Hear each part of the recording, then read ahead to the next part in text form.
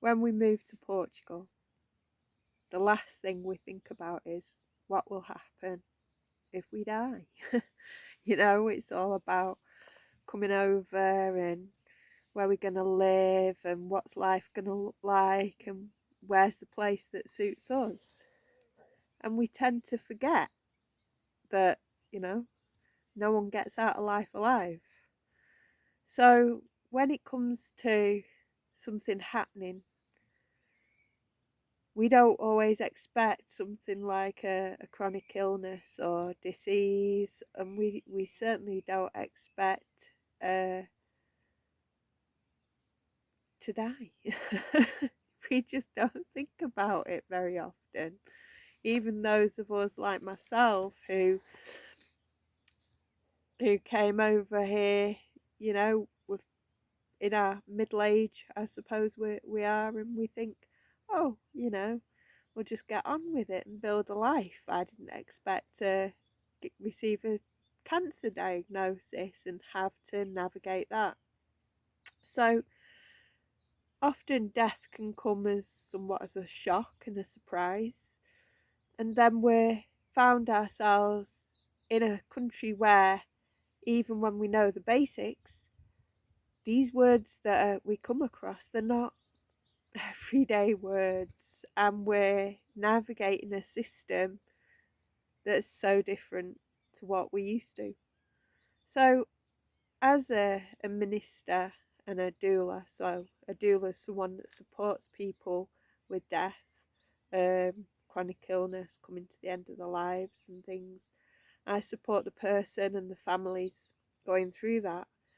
And I found over and over again people were challenged because people don't often make plans.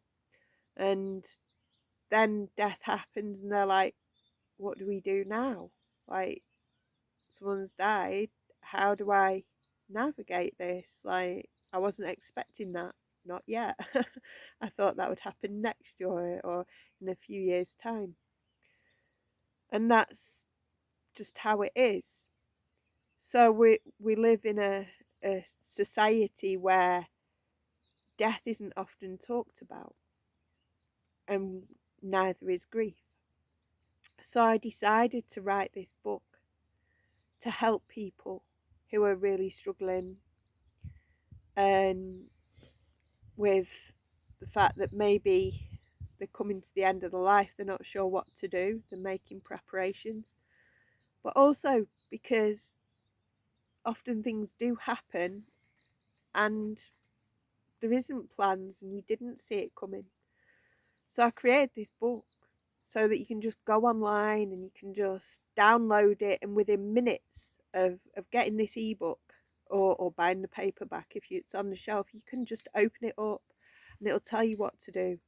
It will tell you the phone calls you need to make. It gives you the order of things. It tells you all the different Portuguese legislation for all the different things that matter, that make a difference. So you don't have to go out, you don't have to find people to do it for you. Everything's written down. I mean, there's people like myself who is more than happy. It's an honour to help people in these times. But if you're there and you're like, what do I do now? Or someone's recently passed away and you still don't know how to navigate the paperwork, the book covers that too. So it talks you through what to do when your loved one dies, right the way through to planning the funeral. So finding the suitable funeral director, questions to ask. It helps you understand what your rights are and what's possible for you in Portugal. There's a lot of people that don't they're not religious. They don't want a Catholic funeral, and you don't have to have one. So I explain the different types of funerals that you can have, the different people that can hold the funeral for you. I explain how to create an order of service. I explain all the different words, the terminologies in Portuguese, and I just simplify it all and then walk you through what will happen on the day And then what do you do in the weeks and months afterwards?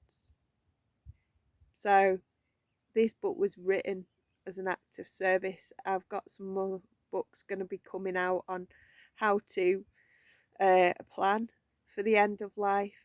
But this book, it was so important to get it out and get it done ASAP because in the 8 years that I've been here, I've seen some interesting things, and all these are avoidable.